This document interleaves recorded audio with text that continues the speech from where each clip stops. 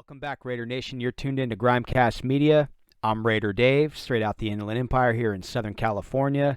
We're dropping episode 16, talking Raiders hosting the Bucks in a big matchup for tomorrow. That's going down in the afternoon. As you guys already know, the NFL has 86th the primetime slot with the Raiders-Bucks and replaced it with the Arizona-Seattle game. We'll get more into that later in the first part of the show, but first I just want to focus on how much this game means. There's so much history behind this game in the last 20 years or so, due to the fact that Jon Gruden did deliver Tampa Bay their one and only Super Bowl. He's enshrined into their Ring of Honor. They have statues around him at team facilities.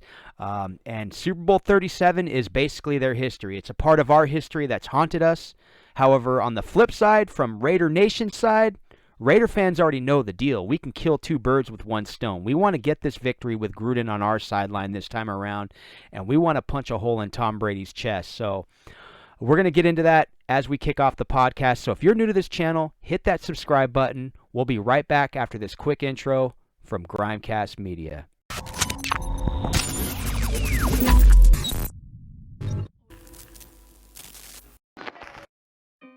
All right, so Week 7's in full effect. It's looking like a green light go. All protocols are clear. One thing, though, quick update. We're going to drop a live stream tomorrow at 10:30 a.m. We're just going to get a little fired up before the game, maybe crack a brew, talk some food, talk some football, you know what I'm saying? Talk about getting after Brady. So, tomorrow's matchup, man, we'll just get into it, man. The Bucks, they're coming off a huge win. Green Bay Packers, they shut them down, man. I mean, shut them down. Aaron Rodgers put up a whopping 10 points, played what he said, one of his worst games of his career. You got the Raiders. They're coming off a big win as well through their bye week.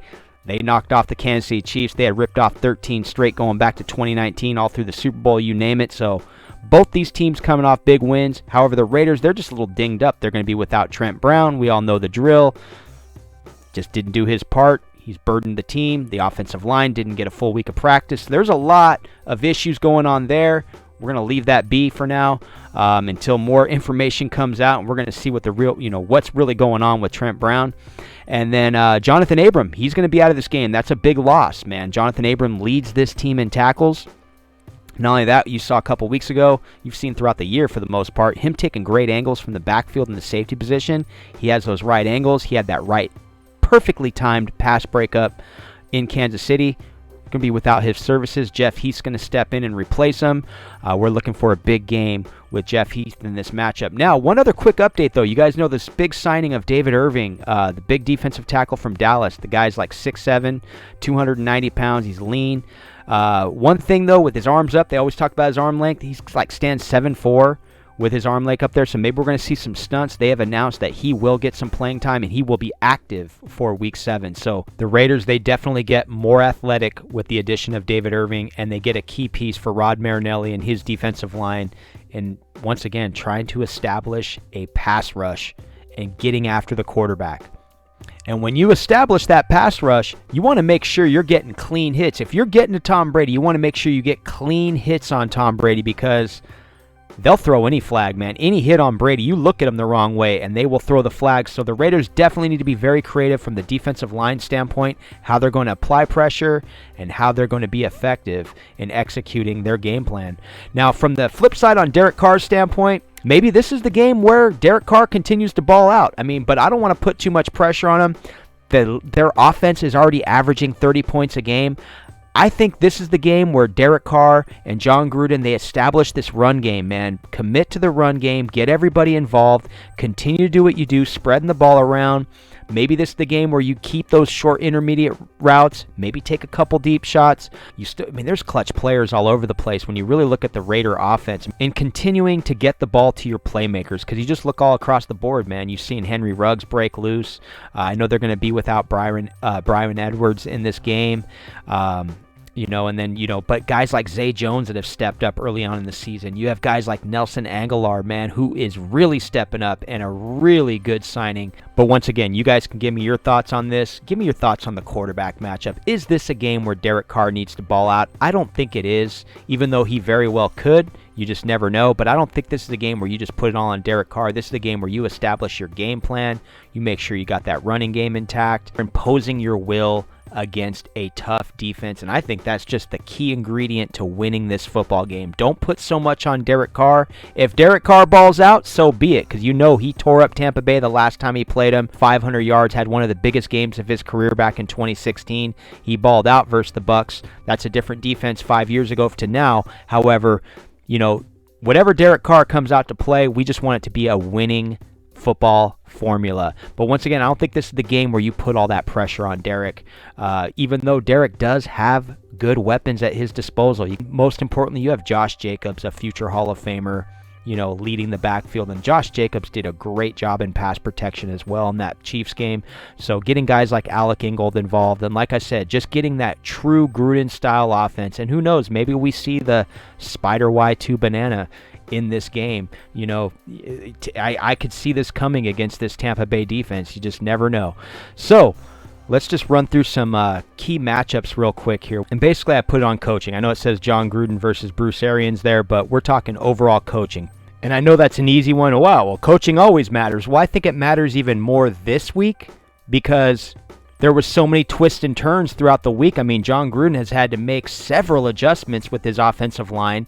He has not had the full services of Trent Brown this season. In the 2 games that Trent Brown has played, you know, we've seen how effective Trent Brown is for this offensive line. He's a mauler on the right side when it comes to the run game. It's just unfortunate we can't get him on the field. So John Gruden, man, having to make these adjustments, dealing with injuries. He had that injury with Henry Ruggs early on. I just think that's going to be key. Not only that, we saw before the bye week versus the Chiefs, we saw Paul Gunther, or maybe it was Rod Marinelli to a certain degree, but they made adjustments at the defensive line to where they were able to contain Patrick Mahomes. So I think that's going to be another huge factor.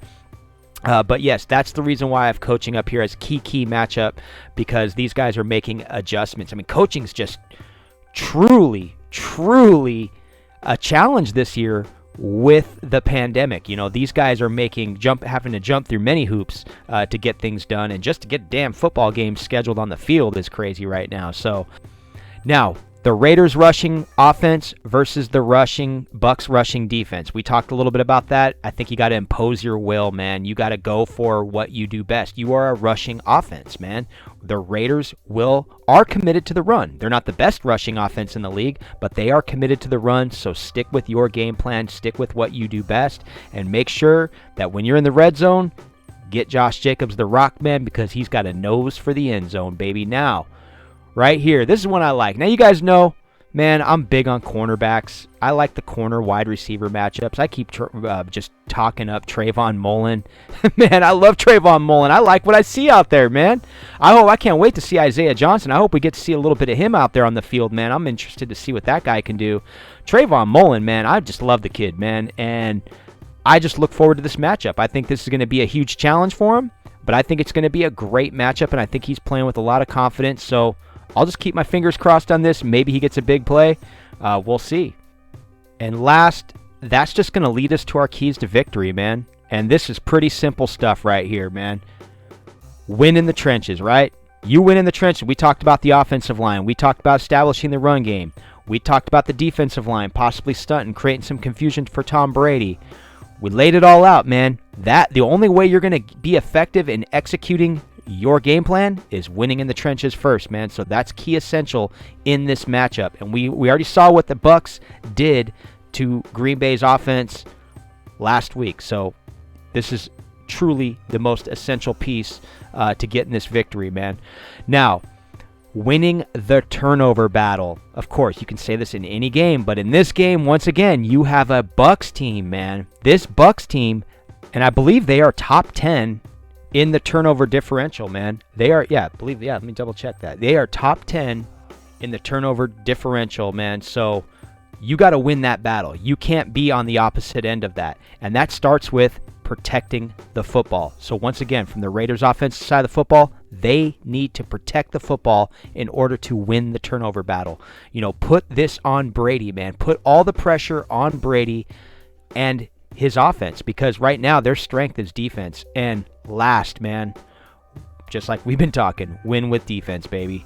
And we saw it last year with the Raider defense. We saw the Raiders defense get that win versus the Colts, man. The key interception by Eric Harris, taking it to the house. You had the Charger Thursday night game where the Raiders defense had like 5 sacks. They had 3 interceptions on Rivers. You know, the Raiders can establish a victory with their defense. They've done it before.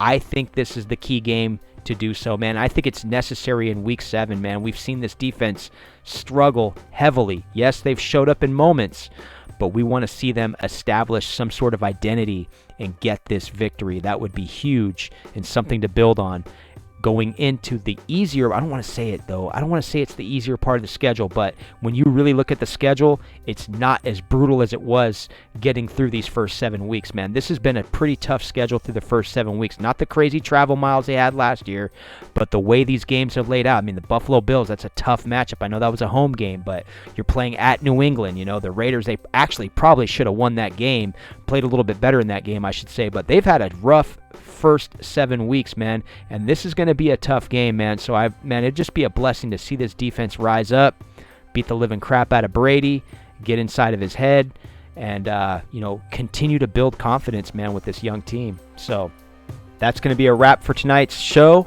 I hope you guys enjoyed this one. It's good to catch up with you all, man. Feel free to drop a comment. We'll chop it up, man. We'll get excited, and don't forget, tomorrow about 10:30 a.m. that's West Coast Pacific Standard Time. Gonna drop a live stream. We're just gonna get fired up. We're gonna do a game day prediction, you name it. So have a great evening, Raider Nation. It's a Saturday night. Be safe as always, man. Have a good time into the Sunday morning, and we're gonna freaking live it up tomorrow, man. Go Raiders. I'm Raider Dave. I'm out. Peace.